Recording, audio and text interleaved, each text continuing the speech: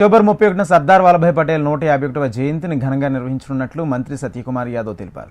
వల్లభాయ్ జయంతిని పురస్కరించుకుని కేంద్ర ప్రభుత్వం ఏక్తా దినోత్సవాన్ని అధికారికంగా నిర్వహిస్తున్నారు. అందులో భాగంగా 5 కిలోమీటర్ల ఐక్యత యాత్ర చేరున్నట్లు తెలిపారు. సర్దార్ పటేల్ ఉప ప్రధానిగా సమైక్యత కోసం అనేక సేవలు అందించారని గుర్తు చేశారు. ఐక్యత యాత్ర ద్వారా ఆయన సేవలను స్మరించుకుందామని 2047 లక్ష్యానికి అనుగుణంగా అందరూ భాగస్వామ్యం కావాలని మంత్రి సత్యకుమార్ యాదవ్ కోరారు. అందరికీ నమస్కారం. ముందుగా మీడియా మిత్రులందరికీ కూడా నమస్కారం తెలియజేస్తున్నాను.